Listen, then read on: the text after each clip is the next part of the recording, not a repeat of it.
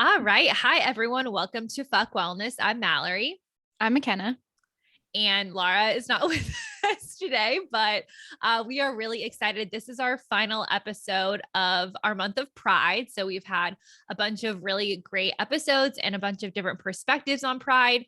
Also, I still have my cold, so I still sound very congested. You sound fine, Mal. I do. My nose feels very plugged up, but that's okay. Anyway, today was a weird day, and I feel like I want to caveat that before we jump in. The Supreme Court today overturned Roe v. Wade, which is not unexpected at this point, but was obviously not what I don't think many people wanted. And we haven't talked a ton about abortion on the podcast, but if you follow me on Instagram or know me as a person, you know this is something I've been passionate about for a very long time. And honestly, the people we're having on the podcast today also very passionate about this too. So I just wanted to start off today talking very briefly about high-level thoughts, because obviously we want to check in to make sure we're all doing okay. And I would love to hear, from our guests too. So anyway, today we have Sammy and Johneè on the podcast. They are friends of mine, I would say, but also just have known them for a while and really have been wanting them on the podcast. So this seemed like the perfect time. Hi, y'all. We're so happy to be here. Wait, yeah, you can't actually say hi. Sorry. Okay. Before we hop into abortion conversation, do you just both want to give a quick introduction on who you are as people, life, liberty, pursuit of happiness, whatever you want to share? Yeah, totally. Do you want to go first? You want to go first? Você pode. Okay. A little bit of Portuguese in there for those that want to learn that. Hi, y'all. I'm Sammy. And yeah, today is definitely a weird day. So I'm excited to get into it. And it's also Pride Month, as we know. And the combination of those two things, I think, hits really close to home for a number of reasons, and we can get into it. But the majority opinion overturning Roe listed Obergefell as one of the other Supreme Court decisions that could now be re-evaluated or re-examined, heavy air quotes, based on this decision to overturn Roe through the Dobbs decision. So, and Obergefell is the same-sex marriage, the marriage equality ruling, and so the potential for a lot of constitutional rights to be taken away is real. And I work in sexual reproductive health rights and justice, and I've studied public health and come at that from that angle. And I work in repro now, but from the more global perspective. So I still, anything that happens domestically directly impacts everyone. And yeah, just came from a protest at the Supreme Court because we're in Washington, D.C. And yeah, I'm really passionate about this issue and I'm excited to talk about it. But otherwise, I like yoga and theater and musicals and music and singing and all of those things. And I'm a Leo, and I share a birthday with former President Barack Obama. And we were both born in Hawaii. So those are my claims to fame. Wow. Yeah. I didn't know that. I know. Wouldn't you believe it? Hawaiian. Not really. Yeah. What about you? I don't know. I'm just like listening to how amazing you are. Thank you. That's a good way to start a couples interview on a podcast, right? Yeah. It's by I appreciate that. edifying your confidence. Thank you. But now we want to know about you. Oh, about me. Okay. Well, let's talk about today. Yeah. While this is definitely not it was intended to save lives, this decision is actually going to take a lot of lives, because now women and people who can have pregnancies are in a space where they could be depending on unsafe abortions in order to get their needs met. So I think that's something that's really like nagged at me today, domestically and internationally. So Sam and I were talking, and this feels like worse than the global gag rule. Yes. But yeah, my name is Johneè. That's some heavy shit, y'all. Hold up. Hold cheers. It's French. This is such a good vibe. Yeah. That was a great transition. It was. Yeah, that was really serious. And I was like, we need a transition. That's perfect because I work in social emotional learning. And so I felt loaded and I'm trying to, I didn't say. It's bad luck to cheers. And you can't cheers and not drink. It's a very serious thing because she does that a lot. And then I usually have to yell, don't, right when she's about to put the glass down. This is like a very common dynamic. So I'm really glad that you remembered. Yes, I remember. I know. We can't start this podcast with bad luck. It just, it's not the day. If I'm not going to remember to do this in any other moment, it's when we're on national. We're on this is national television. So this is live. Syndicated, international, national. Yeah. So I'm the founder of Million Mats DC, which was founded in 2019. We make sure we power forward accessible, affordable yoga and ensure that it's also acceptable and that people with all bodies and everybody can engage in this practice if they choose to. And it's accessible for body types and also conditions and abilities of different people. Hey, Mice. Oh, I sit on the board of a nonprofit called Dream Sports Africa. Shout out to our founder, Jennifer Dombin. I just wanted to say that. But yeah, we develop youth leadership through sports and social emotional literacy. So also, y'all, I am experiencing like reverse culture shock right now. I'm still in that stage. So I feel like I'm not really a shy person, but I don't know who I am like right now. I was living in Brazil for like 4 months. So I was like, should I speak Portuguese? Meu nome é Johneè, mi feliz, está ficar aqui. She's happy to be here. Yeah, and so, yeah. Thank you for translating. Yeah, teamwork. Teamwork. Oh, but I'm going to speak English. I might throw in something every now and then, but. What were you learning in Brazil? Oh, I was in a social justice program and doing some research on female sexual empowerment across the diaspora, across African diasporic language and music. And that's a really vast period, the diaspora africana, the African diaspora. And yeah, that was what I was in Brazil doing. Yeah. And so, shameless plug, www. Dope Diaspora, DOPE diaspora.org. You can see some of the work. We'll put it in the description too, so people don't have to just Google it. Yeah, remember that until the end of the episode. So in Brazil, the response would be, "Oh, muito obrigada, que linda." Like that's beautiful. That's beautiful. Beleza, beautiful. Beleza, I like that. All right, beautiful. Yeah. Well, that's me. That was a long intro for both of us. That was a good. All right. Wait, do you want to say who your birthday twins are? Oh, of course. Great way to end this. I share a birthday with Janelle Monáe, and nice. Kravitz. Wow. You're a Sagittarius. I'm a Sagittarius. Super beautiful. What's your birthday? The 1st of December. Oh, I'm the 4th of December. Oh, Jay-Z, you share a birthday with Jay-Z. Really? Yeah. Wow. I was just curious about who I share a birthday with. You guys came prepared. I know one person. Yeah. How did you know that? Is that just a fun fact that you keep in your pocket? I am a fan of Sean Jay-Z Carter.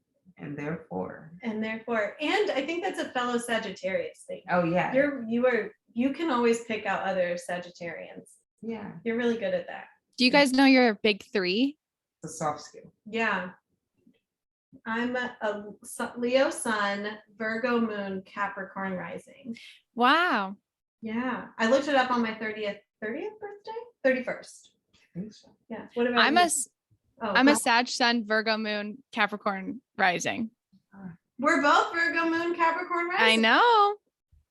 I love that. What about you? Ayo también. The same for me. I'm a Really? Sagittarius Virgo, except for one difference. A Oh. Virgo moon, Sagittarius sun, and a Scorpio rising. Nice. Do you know yours, Mallory? I was hoping we wouldn't get to me. I feel like I'm a probably I'm have a Mal's written Virgo down. something. Well, the Virgo, whatever the birthday one The is. sun. I think you have multiple Virgo. I do, and then I'm Libra. One of them is Libra. I think you're a Virgo moon and a Libra rising. Okay. Are I'm we pretty all sure. Virgo moons, all four of us? Yeah. Well, don't quote me. Let me see if I have Mallory's birth information in my. Yeah, McKenna's in charge of my spirituality, so she kind of just keeps a record of me at all times. No. I did want to say, while McKenna looks for that I would say in the reproductive health rights and justice space, Sammy is someone that I probably trust more than anyone else on your opinion. So I just want to quick shout out. I feel like since I met you the first time, I was like, this person is someone I very much trust on this topic. So Thank you so much. That means so much to me. I feel like I just try to learn from everybody else and like put information in a way that people who might not be as plugged into the network can understand. It's like, so few of the ideas are unique to me. It's really just a matter of like learning from the reproductive justice experts that have been doing this work forever and have predicted the fall of Roe for decades, even before Trump, right? Like they've literally, like, RJ leaders have known this is happening, and abortion funds and others like that are actually on like in communities, right? And so it's really just a matter of learning from those experts and then like just using that in my own small way to like be like amplify what other more brilliant people who have really been keeping their thumb on the pulse have been saying. So I really appreciate that because there's so much information to wade through, and so it's finding those like key folks that are doing the work. So I really appreciate that. yeah, you do a great job of that. And it was a pleasure being at the protest with you today too, because it feels very full circle. Well, pleasure feels like a weird term considering the day, but you know what I mean. I mean, pleasure is a form of activism. I'm here for it. We love that.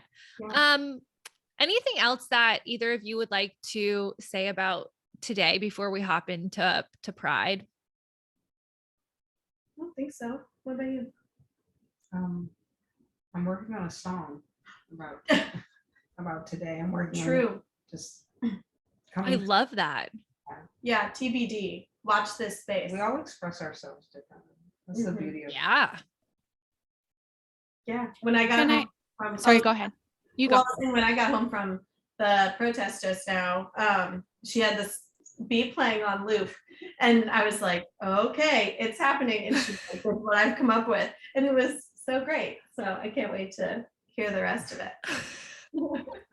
That's amazing. I was wondering if you guys could tell us a little bit about what it was like there today, like Mal and Sammy, what you guys thought.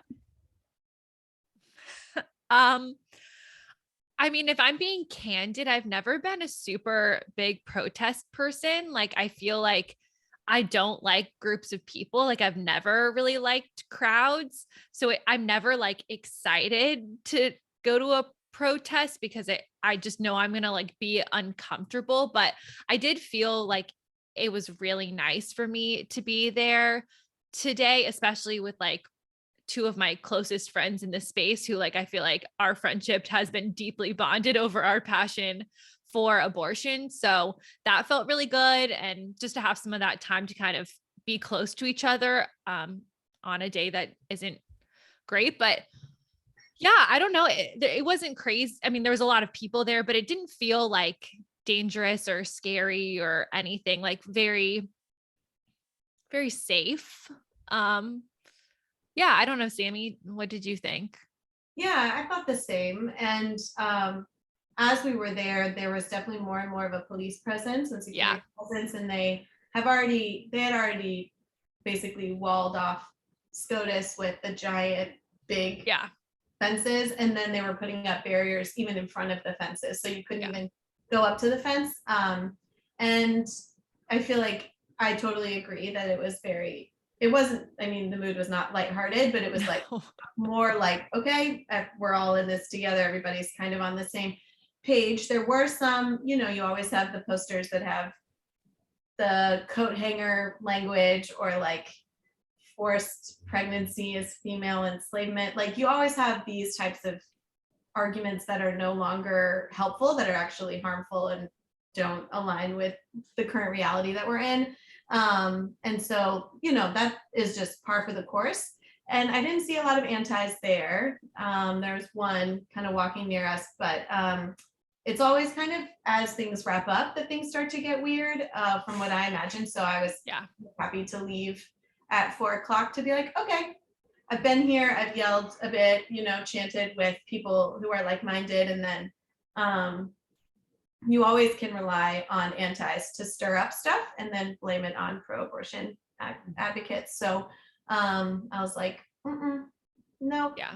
So I think it was really just a matter of, as always, like maintaining a lot of spatial awareness, but it didn't feel unsafe. And then the sun came out and everybody got hot, and it was like, oh, okay, we're all just standing out here in the middle of the street. But yeah, it's always comforting to be around people in moments like these. So that's one of my favorite parts about being in DC. Me too. I do really want to get to our topics today, but I was wondering if you could briefly touch on why some of those arguments or those things that you just mentioned aren't helpful anymore. Yeah, totally. So before Roe, people were forced to use very unsafe methods to induce abortions, right? Using coat hangers, knitting needles, bleach, all sorts of different things that caused morbidity and mortality, right? That caused harm, and even killed them. When now in 2022, we have medical abortion, medication abortion, which is done by taking mifepristone and misoprostol. And that's one of the ways, one of the most accepted ways. And so even though we are living kind of at the edge of the world, it continues to feel like that, there are now ways to obtain an abortion that is safer than in the past. Yes, people will still induce abortion in unsafe manners, but in this moment, there's already so much fear and concern about what the future of abortion access looks like in the US, that using that kind of inflammatory language only scares pregnant people more, right? It only makes pregnant people feel more unsafe, and makes it seem like there aren't safe options when there actually are. And so you can look up SMA, self-medicated abortion, and there's a lot of ways to induce to use these medications in a way that is safe. It can be uncomfortable, you know, it causes heavy bleeding, it causes basically a heavier period. It's nice to be at home or in a place where you can be kind of taken care of and lay low. But we are no longer in the pre-Roe reality, right? That will still happen. People will still die. People will still experience morbidity and mortality. However, there are more resources now that we did not have then. So coming up with these underground railroads of getting people to safe abortion states, using that type, and talking about Handmaid's Tale shit, all of that is we don't need that. That is not helpful, right? We already know how dire the situation is. So it's a matter of using information and sharing information that is helpful and that people can legally access, and that can actually help them, right? And not just spreading fear when that's what the antis want. They want us all to be afraid. They want people to feel unsure about who they can reach out to for reliable and dependable information. So we don't need the scare tactics. The antis do it all the time, and we don't need to kind of amplify that, right? And so, yeah, that's where we are. That makes a lot of sense, because I do think that's primarily what we're seeing on social media, is that it's very fear-based. Yes. And for good reason, right? For good reason. However, we have resources and information now and networks now that we did not have before Roe.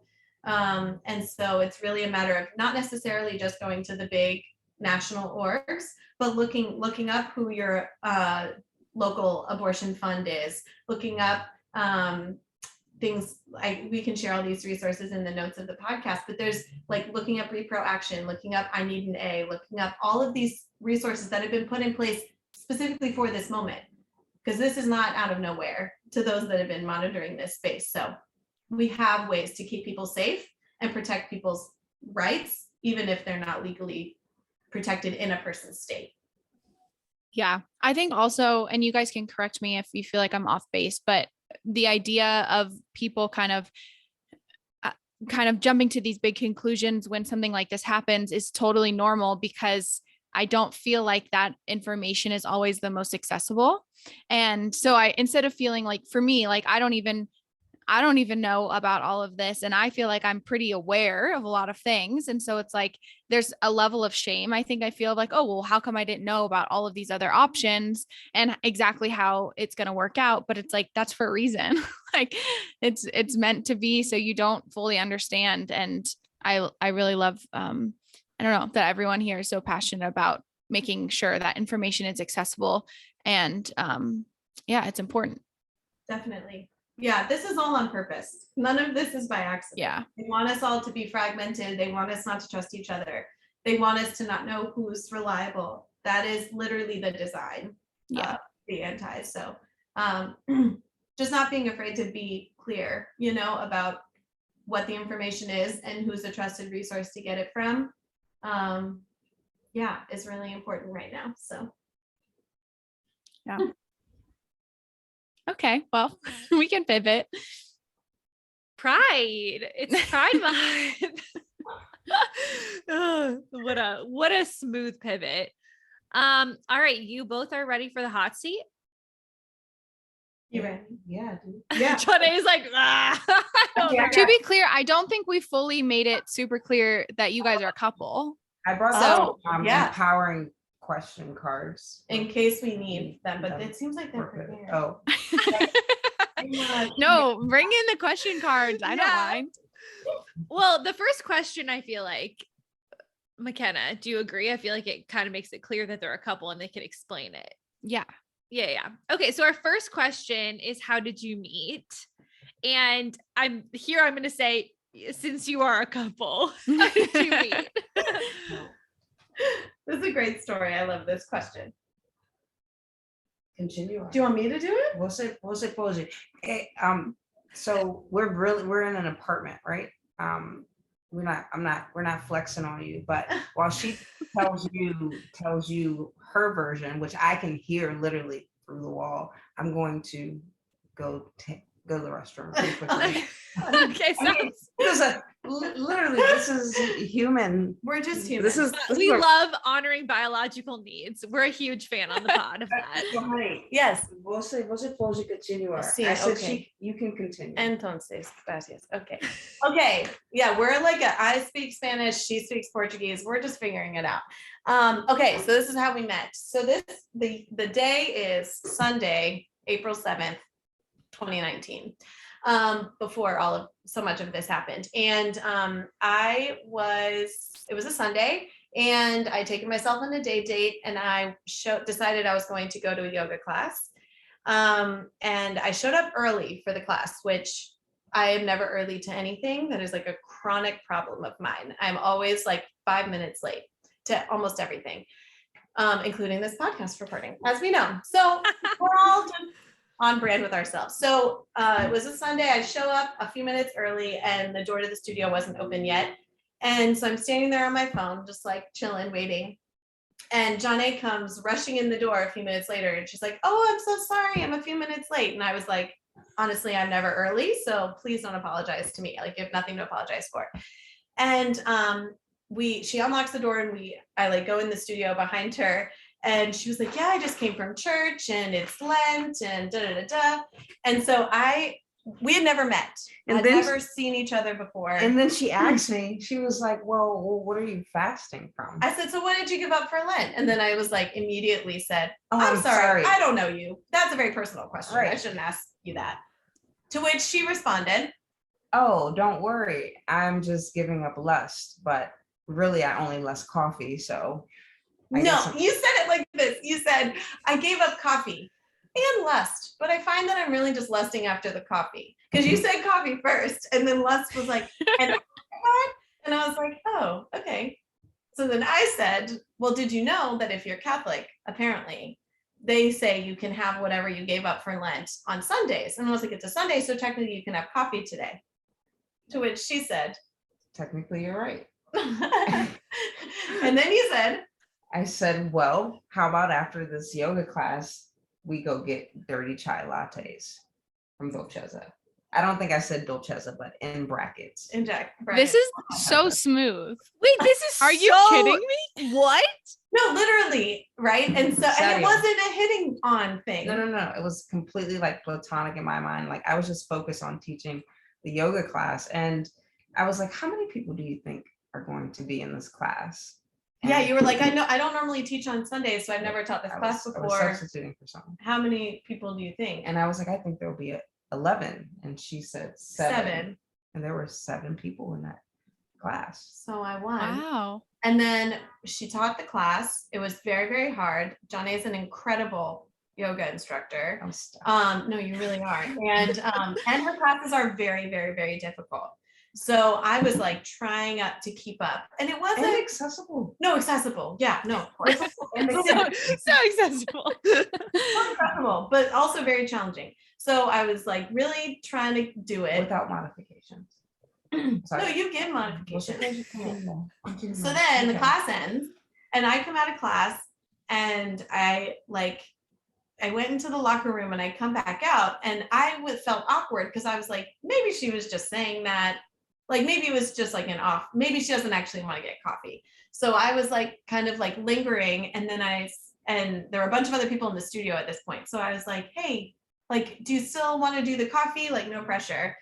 And she's literally like, oh, yeah, sure. Like she literally says it like, because I was like, I did say that. I was like, did embarrassing. say that. And I was like, yes. But my desk time Yes, is I have another to 15 minutes. So I'll meet you down there. I was like, okay, because the coffee shop was like below the yoga studio. So then I go to the coffee shop, and I'm sitting there, and I'm like on my phone, and I'm like, maybe she didn't mean it. Like, and again, at this point, still not flirty. Like it was very much like a friend thing. It felt like it to both of us. So then I'm sitting there, and I'm like, she's not gonna, this is silly. We don't know each other. Who is this person? And then of course, in both of our brands, we're always a few minutes late. 15 minutes comes and goes. And so I'm like, okay, maybe she's like ghosting me at school. I'm gonna give her a few more minutes. And then if she's not here in like 3 or 4 more minutes, I'm just gonna leave. And then I see her come out of the studio and come in front of the coffee shop, and she comes inside. So then we get dirty chai lattes with oat milk, important because she's vegan, and she is. So then we sit and drink dirty chai lattes with oat milk, and we were talking about all this random stuff. Johneè thinks I was flirting with her because I was sitting facing her. Can I? Okay, yeah. Man. Please. Okay. Basically, I thought she was flirting because there was this thing that she did, and she turned her body like toward me. So Johneè's sitting like straight forward. I was like, I don't want this woman to think like that I'm hitting on her because I'm not hitting on her. But also, and so I was didn't know like, you were queer. I was sitting like this, and then she opened her body, and then everything I She said was, opened her body. like, she Sounds opened very okay, she sexual, turned her body toward me, right? Yeah. So basically her heart was open. She wasn't like, anyway, her heart wasn't closed. So Okay. and so I was like, and then everything I said was suddenly so funny because she was just like and like slapping my thigh. Good thing it wasn't hoochie daddy season. Good thing it wasn't. You didn't have shorts on. Yeah. I am a thing. very friendly, touchy person, very extroverted, very physical, touchy, and I didn't think about it. I am an introvert with extrovert tendencies. Mm-hmm. Yeah. Yep. But we didn't know that, and also we didn't know each other. We didn't know we were queer.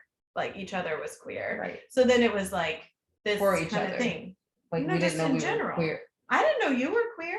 Oh, Right I was about then. to say I've known queer for a long time. Sweet angel, that's not. I was saying we didn't know about each other. So then the coffee shop closes. Mhm. And the lady that worked at the coffee shop always had a crush on Johneè, because everybody has a crush on Johneè. No. And she comes over and because we're sitting there talking and we're closed, like she's trying to close the coffee shop. So she's like, okay, we're closed now. And I was like, oh, okay. And come to find out afterward, it's because she definitely had a crush on her. So she was like, what is happening? Anyway, then the coffee shop closes and we leave.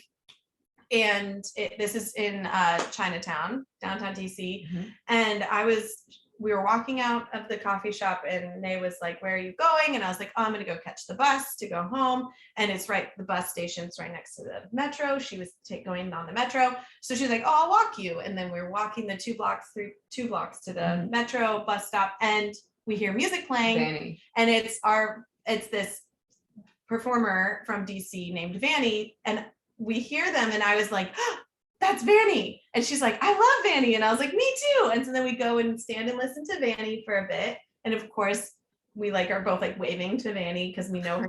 We've met her separately. We've nurtured a relationship with Vanny. Since we've nurtured a relationship with her. So now She's we're even actual performed friends. at a virtual birthday party. It was a surprise that I planned for Nay and COVID. And so Vanny was a performer for her birthday party. Zoom birthday. But then we listened to Vanny, and then Johneè leaned in to say something to me because the music was loud, and it felt like I felt little fireworks. And then the bus came and I got scared, so I jumped on the bus.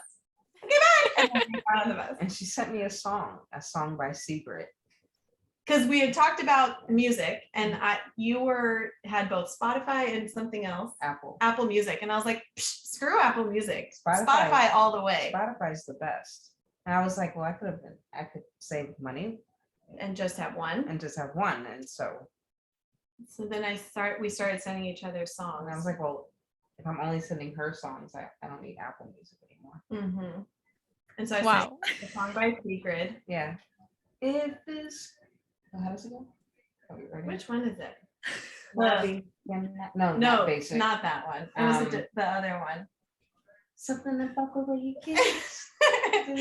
So then we started singing each other songs, and there wasn't an explicit crush moment, where we told each other, but then the songs kind of were kind of romantic and flirty, but kind of not. But I didn't want to make any sweeping generalizations, I wanted to be sure. I was like, well, no, it's just music. There's definitely a possibility that she's not sending any messages through the music. But I totally was. So then that's it. And then we've been together ever since. Yeah. And it's been 3 years and a couple of months. Yeah. I do not think I've ever heard a cuter story. Yeah, I'm very shook shook right now. I feel like I just heard the plot to a rom-com, and I'm really excited that you guys just told us that story. Thank you for asking that question. It's a really fun story because if I had been 5 minutes later, or she had been 5 minutes earlier, or if I decided not to sub, or if you decided not to sub, there's no way. I mean, we would have probably run into each other at the studio at some point, but right. Speaking of which, this is version 1.5 of the story. So the 0.5 is about 3 days later. I'm teaching an afternoon class. I've been teaching this class for a year. I've never seen this woman. It was a work day, so I usually was working in this class. And then she comes to my class, and I was like, it was during a work day, and my boss had randomly told me to leave early, which she never did. And I was like, that color is so fetching on you. And I was wearing a pink dress, and she swears it was red. And I was like, it was red. Definitely it was a low light setting. It wasn't a low light setting. We were in the yoga studio, and the sun was streaming through the windows. But it was awkward because, of course, I stalk her the night I get home from our first day we ever met. And then so I found her on Instagram because I'm an absolute psycho. And when my boss let me out of work 3 days later, I was like, oh, I'm going to go to a yoga class. I know there's one at 4 o'clock or whatever time it was. And so I'm running to the studio, and I look to see who the teacher is, and it said Johneè. And I was like, oh my God, she's going to think I'm stalking her.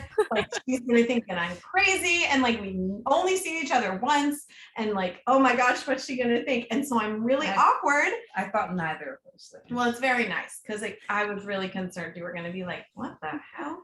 And so I was surprised to I see you. considered I was not like, going. Hi. And then what did you call me in your head? Remember you just kept saying, oh, that lady is here. the lady, yeah. The lady. I was like, because I don't know what I don't know. It I was just like, makes me I laugh. was, yeah. The lady is here. The Lady. I'm like, we're the same age. We're like 8 months apart. Like calling her ma'am. I know. And I'm technically younger than her. You're 8 months older than me. True. It's very Wow. weird to me, This is even though. Anyway, it was just really funny. And then, yeah, that was it. But we didn't like kiss or anything until yeah, 2.5 weeks later. Yeah. On Good Friday, which now we call Great Great Friday. Friday. And now we're Makena's You guys gonna melt. You guys are literally killing me. Like, get out of here. I can't handle it. I don't even know like what my next question is because I just feel really focused on. We'll this ask the next lovely one on story. our hot seat list. Yeah. Oh, let's- great. Okay. Next one. We kind of covered this a little bit, but the next question is like, what was your first impression of each other? I don't think I perceived her. I mean, that's a hot take and I like it. Yeah, like I don't think I perceived her. I didn't ask her pronouns. That was if I ever regret anything, it's not asking her pronouns. I assumed that How progressive of you. I don't think we were asking in 2019. Like that was like becoming more of a common thing, but I don't think it was like. I don't think. But it was weird I assumed Ella, she, her, hers, and by the time we were talking, I think yeah, it was and obvious. so like, yeah, I just want to say that. But you don't think you perceived me? Yeah, and so I didn't perceive her. Yeah. I was just like happy that I had subbed the class and that someone was bold enough to ask me what I'm fat, like what I give up for Lent. Like that is.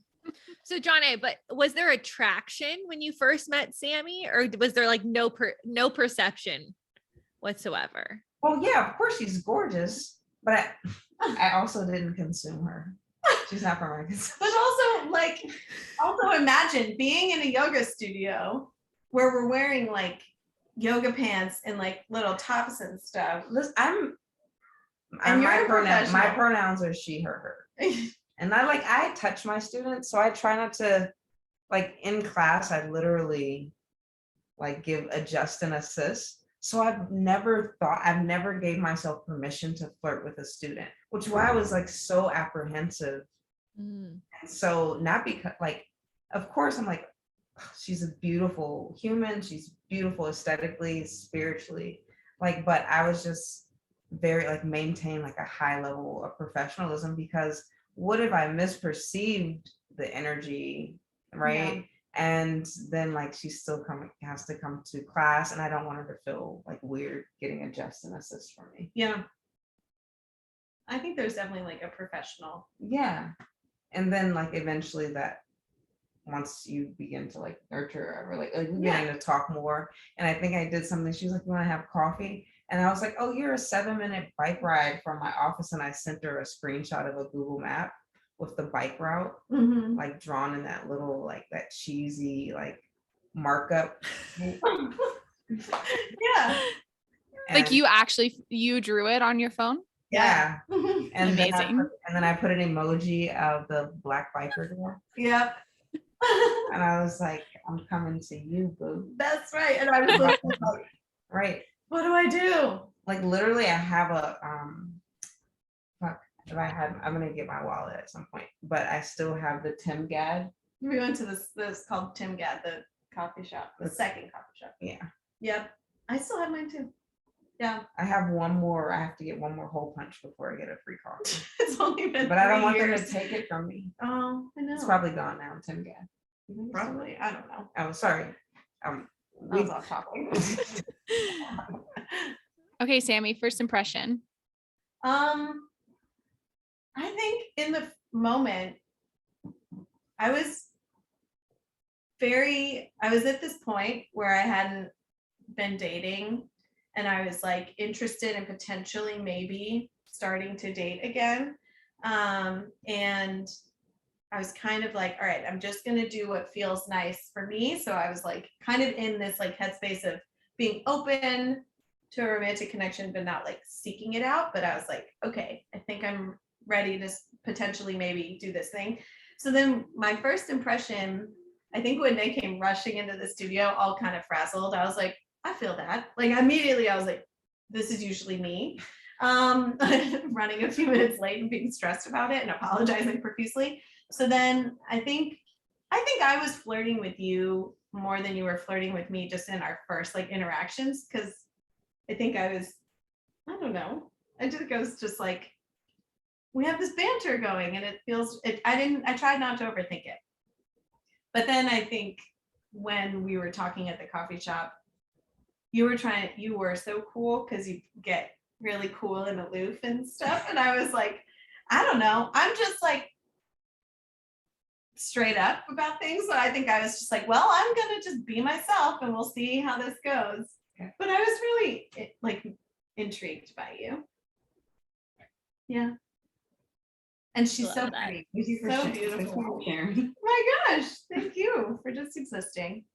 So nice. I overthought it for sure afterward, but I think I said you researched me, didn't you? I totally did. She didn't know I was a researcher at that point, but I was like, chick. I just want to say, Sammy had a whole PowerPoint. Yeah, it is normal. Yeah. Yeah. I mean, internet age. Yeah, and your standard profile wasn't private. Mine is, so you couldn't have talked even if you wanted to. And I figured like Johneè is a very unique name, and so I was like, and then I found you within 5 seconds because it's like very easy. And Johneè is a new handle name, so then I would no Finsta here, no Finsta. But then I literally went back and that night was watching like all of your old Instagram videos and stuff, and I was like really intent on not accidentally liking something from 2017. It was crazy. Yeah, that would have given it away a little bit, I think. Yeah. I was trying to be cool. I'm not very. That's okay. Oh, totally go. Very on. We can go. Yeah. You're cool. All right, you ready for the next one? Yep. All right. What did your early conversations about gender and queerness look like? If you had any. I assume you did at some point, but I think that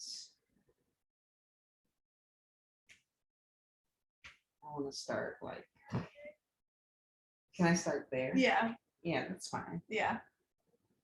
Well, it was our first time like being intimate. And we were sitting in Samantha's kitchen floor. Right here. And she says, I've never done this before. And I was like, done what? Oh my goodness. What is happening? She's like, I was like, oh, maybe like she's never had sex before. And I'm like, well, that's cool, but it would have been great to know like before this moment. And so I'm like, okay. Take a deep breath, like, okay, like, and then she responds, she's like, no, like, been with a woman before. And I'm like, oh, okay, yeah, well, let's talk about it. Yeah. What do you want to talk about? Like, what are your like expectations? What is your? Did we talk about them right then? I don't think so. We talked about boundaries. Yeah, I think it was after that night, I think. Because we had never explicitly said like, oh, I identify as a lesbian, or I identify as queer, or I identify as, like, we had never explicitly said that. True. And so, yeah. And I had only ever kissed a woman, and I never like gone further than that. And so I think I was nervous to tell you, because I didn't, once like the more we had talked at that point, I knew that you had been in long-term relationships, you know, and like had been with women for the majority of your life. And so I was like, oh gosh, okay, I haven't. And so I was a little nervous. Yeah, but we talked about it. I feel like this is like the first time I'm learning that. Yeah. Yeah. Look at us bringing conversations up. Yeah. Yeah. So I think those are our first conversations, because then the conversation was like about how our identities are different and our experiences are different. Yeah. What's so interesting, I have a swerve for you. Great. May I offer a swerve? You Yes. may offer a swerve. I feel like with like I don't know, I don't think I think us as individuals coming together, we are unique. I don't think our dynamic is unique because you've seen it before, but from my perspective, we've talked more about race than gender in our relationship. Yeah. And so like to be asked that question, I'm like, oh shit, like we never like like explicitly, expressively clarified pronouns among each other. We just were two humans who collided and like literally magically begin like just aligning and conversing as almost like degendered people, Yeah. but not identifying as like non-binary or anything. My pronouns have always been she, her, hers, they, them, theirs. Works. However, it was never expressive. We talked about her work and sexual reproductive health and rights. We talked about my work, like with youth and social emotional literacy, but we never like talked about us as gender people, but more as racialized people. Yeah, that is very true. And the conversation has come up about like I think just our different experiences in the world based on our racial differences and like our relationship differences and our family, like all the ways in which we are different from each other. And so, yeah, I totally agree that race has been the majority of what we talk about when it comes to our unique experiences. Yeah. Yeah. I mean, I think those are also very important conversations. It's interesting. I mean, it makes sense because those are all different, like layers of identity. So it makes sense that you would talk about that. based on Kimberly Crenshaw's research and kind of coining of intersectionality based on my identity, I can't talk about gender without talking about race. So every moment that I've thought we've talked about gender, my racial experience has also been included in those conversations. Yeah. And so that was like a real moment of me like pondering and like, oh my fucking, I can't separate the two. Yeah. And so I'm like, yeah, we've talked about gender and yeah, totally. Could you maybe, if you are willing to share, tell us a little bit about what your conversations about like race and identity and queerness, like the intersection looked like, if that was something you both talked about? what you like to. Yeah, where do we start? Share as much as you are willing to, but obviously One of my first experiences, and I'll keep it very like clear and concise, was, oh my goodness, this is my first interracial relationship. That was something identifiable in my experience. But we were continuing to connect, and it was just like I said, going back to like, it was like two humans that like just connected like spiritually and in thought and conversation. And then it was like, oh shit, like, oh yeah, race. Yeah. So we're gonna have those conversations. And this is my first, like it was a first, I think a first for each of us. Yeah. Me, my first interracial relationship, and for you, your first relationship with a woman. Yeah. In a queer, same gender identifying relationship. Yeah. Because I had been in interracial relationships before with men. So it was definitely a first for both of us. And that brought up the ways in which, we just our partnership is unique from the prior ones that we've had. Yeah. And it's a constant conversation. And I think that as being white, I don't think about race first often. I think about my gender more, like in my like daily dynamic, because that is my privilege as a white person. And so actively working on undoing that, not only because of our proximity, but like that just makes it more clear to me that I have to intentionally consider my race more and more and more and more constantly, which isn't something that I did before, right? And like that, I think, is more of a conversation with the racial justice conversations that were really prevalent in the summer of 2020 that really like brought everything full circle. And in my family, which is predominantly white, all white, we were having, it was like my responsibility to bring up those conversations in my family dynamics and in the other predominantly white spaces that I occupy. And so I think that's been a difference. A very like key conversation that's always happening. I think that what I really appreciate about you both is I'm trying to figure out how to form these words as I'm thinking what I'm thinking, but both of you strike me as people who are very comfortable in who you are. And it's just really refreshing to be around that while also getting to talk about conversations around gender or race or just other identities.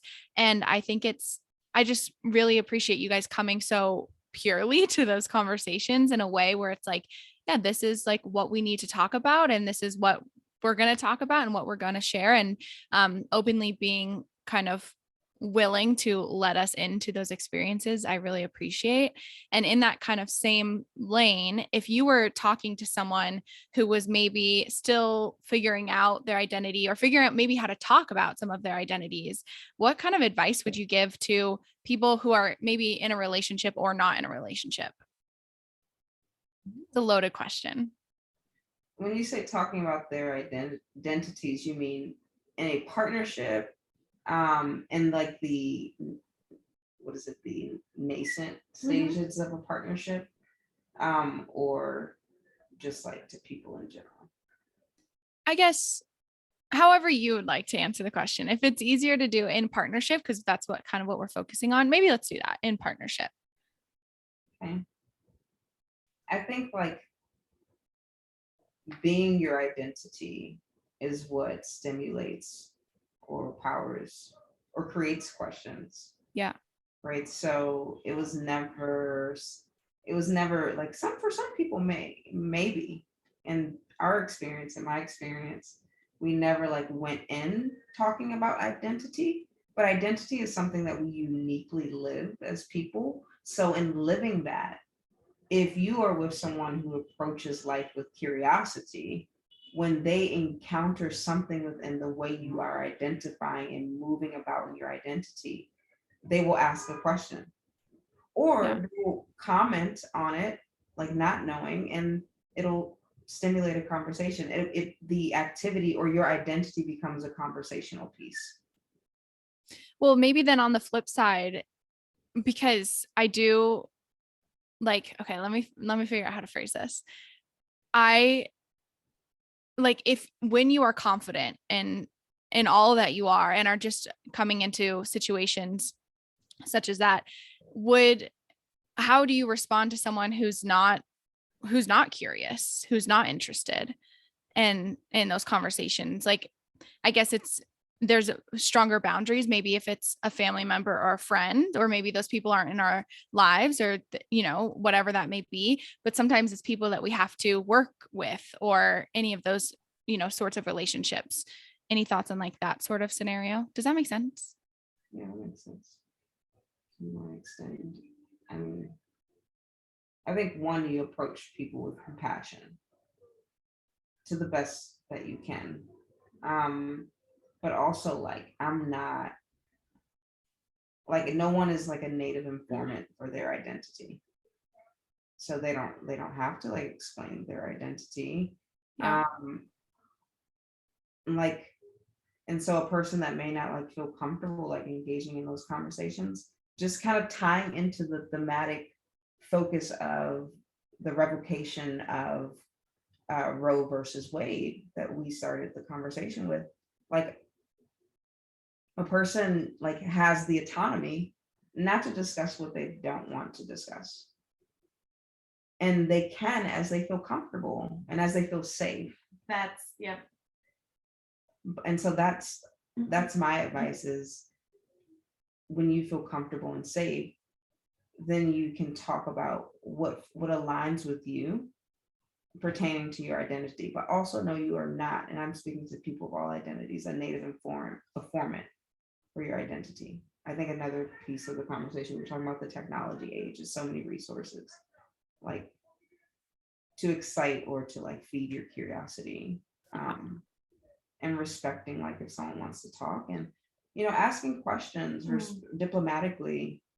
Hey, I'm curious about this part of your identity, or I'm curious about this. Can I ask you, would you feel comfortable if I asked you a question about your identity? Yeah. And I think a key element of that, to build on what you've said, is that there has to be trust there in that, whatever the dynamic is, and kind of a mutual understanding, and that it doesn't have to like it's not going to look the same in every situation, but what I have found is there are people I feel comfortable talking about, whether it's talking about our partnership or talking about different elements of my identity or my experience. It's like, I feel like we tend to align ourselves or become closer to the people that you inherently trust with elements of your experience and your identity and your humanity. And it's interesting, and really it can be really sad when somebody you did trust, you don't anymore. Like when somebody really shows you that they aren't curious or that they aren't open to understanding, where you're at. And that's something that I really want to work on in myself, because I think I have a prideful streak where if I don't understand something, I can reject it and like be like, oh, that's stupid. And that's something I'm actively working on unlearning in myself. And it comes from a place of like fear and pride, and like, it comes from like a bunch of negative emotions and like places of weakness. That's something that I'm trying to work on. Not even just like related to anything, and so it's something that's important to not just like disregard something out of hand if I don't understand it. And so Johneè is really so good at being curious and being open, and asking really thoughtful questions. That's something I've definitely learned, and she just does it naturally, that I've really learned by her example. So something I'm definitely working on. Do we each want to pick one more and then finish it off? Sure. I want to ask number 9, so you can pick one. Okay. I think we should end with number 9. So pick yours and then you can ask that. Okay. Well, this is like a fun one. Fun and sappy. So gear up. But this question says, what is something you wish everyone knew about love? Oh, that's a good question. Is it cliche to say like love is an action? No, Yeah. I think that's great. Yeah, love is an action. Like love is an ideology, like, but it's also an action. And like continue to like take action in love, and like love, like this could be controversial, but I'm gonna say it, like love indiscriminately. Right? Because that frees yourself, but in like a relationship, like love unconditionally, like, because to love with conditions is, I mean, that could be controversial too. There's an argument for everything. Gosh, we can always play the other sides of these. We can be controversial on this podcast. That's okay. So, and so, yeah, just like love. And like love is work. Like it's not That. there are like painful, challenging moments. Yes. Like going away. I've been gone for 4 months, and that has been like challenging. Yeah. We planned for it as best as we could, but the plan doesn't always like manifest in the way that it's on the plan is a blueprint. So yeah, like it's something that you choose and continue to show up for if you want to. Yeah. I second everything, and I'll pick up on the last thing, which is that love is a choice. And it is an action, and it is all of these other elements. Absolutely. But something that where did we get it? But from the really early stages of our partnership, we would say, "Thank you for choosing me today." And we say it regularly. At some points, we say it every single night before we go to bed. Sometimes, it might change depending on the dynamic, or on the moment. But it's a choice. Like it's an action and a choice. And I think both. I would just add that. But I don't know where we got that. Do you remember? Thank you for choosing me today. I don't even remember where that came from. I don't want to take like credit for it. I can't. I'm sure it's a citation. Yeah. We're creative. We are creative, but I just wonder when we started saying that. But I think that is something that is new, really unique in our partnership, that I've never experienced before, that it's a choice. Yeah. And it's a feeling, and it's all the thing, it's the butterflies and the sparks and all of that. And it's a choice. That's our theme. Like, and that is like, what? Yo, I love the way you did that. That was so hip hop. Like she just like tied the whole theme of pro-choice to close out this discussion. Oh, I didn't even think of that. There were like themes, like larger themes and sub themes, and like the whole thing ties together. It's choice in relationships, in life, in your body. Yeah, choice. It's choosing to show up. Mm. And if you don't choose to show up anymore, like communicate that. Lord. And if you need something different, communicate that too. You trust your partner with I've had discussions with her. I'm like, I'm sure this is it. And she's done. I'm like, this is same. I'm sure this is it. And then it's like that level of that honesty is like, it helps because it's like you show up, but you don't take away the person's choice. Yeah. By like concealing like information, because that takes away their choice. So you say, look, this could be it. This is what's I'm gonna do this thing.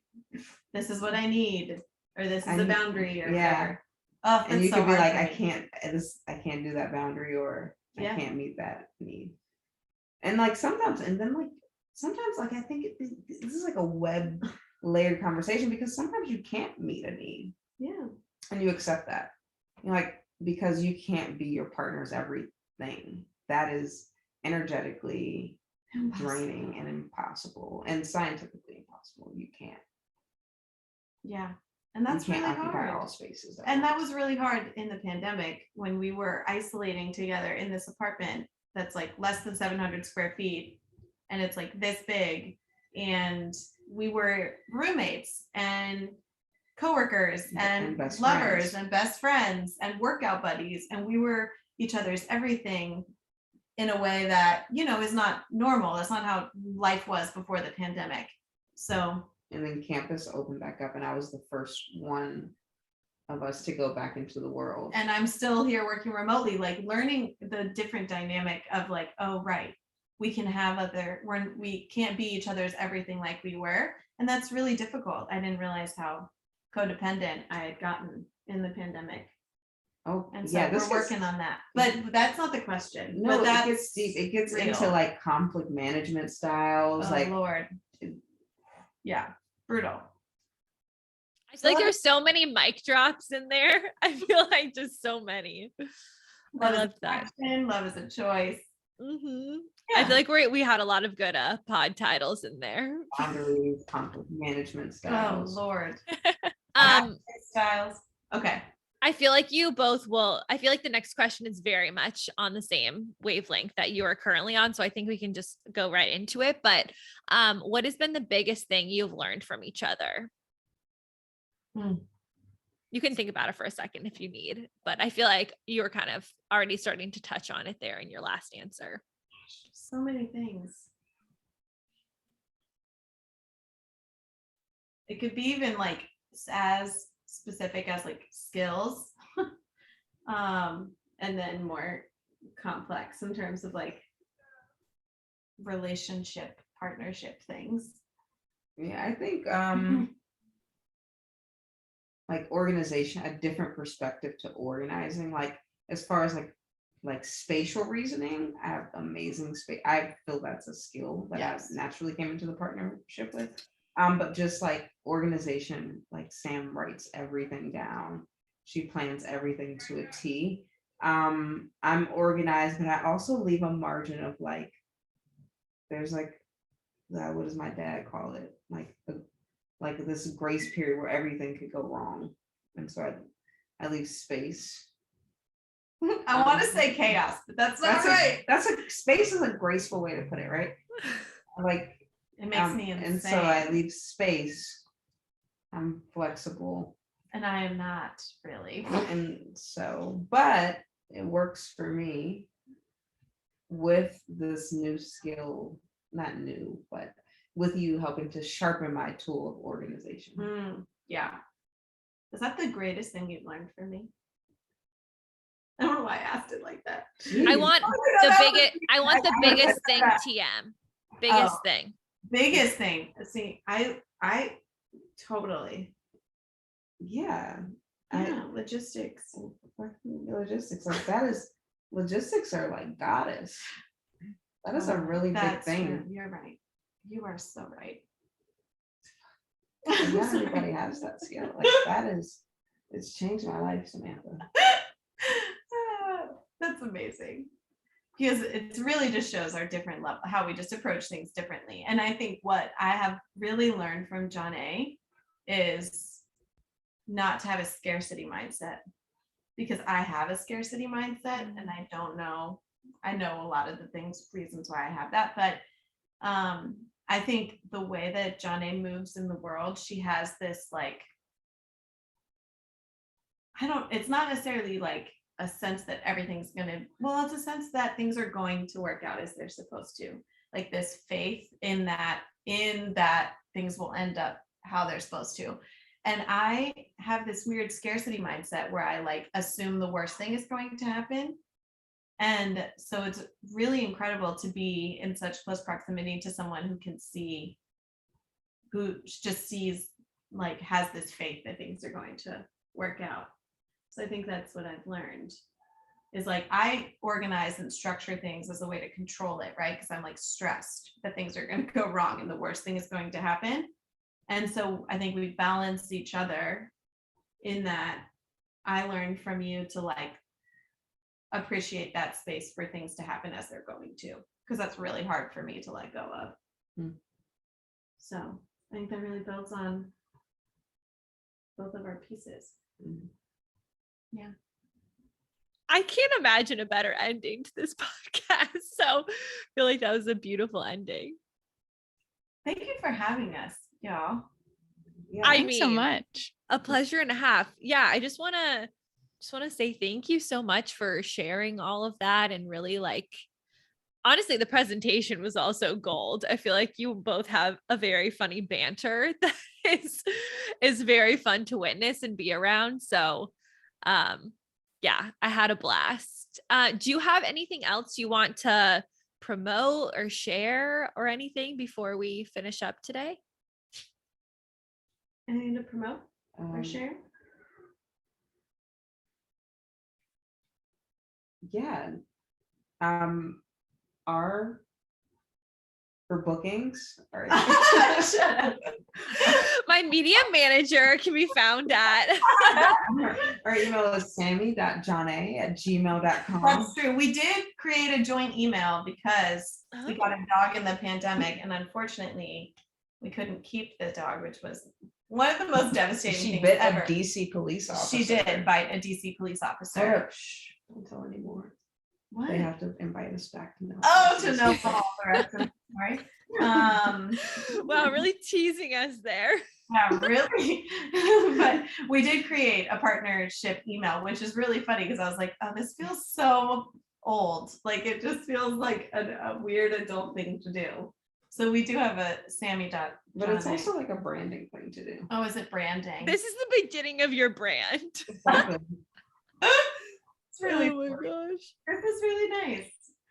I think we both talked about the podcast before we came on, and we were like, yeah, we're just gonna show up and speak with honesty and trust and in a way that respects our in love and compassion. And yeah, That's I something think that's true to our own experience. exactly. Yeah. Because we are very, I think, very open about that in a way like that really honors our experience and our partnership. So I'm grateful to share it with you all. It's really wonderful. Yeah. Grateful that you were here. McKenna, I can see the dogs. Yeah, they in are the now background. awake. So, but at least they waited till the end. I can give them that, I guess. Yeah. All right. Well, thank you everyone so much for listening. And thanks again to our guests. I think we're having a bonus episode, right, Ken? Mm-hmm.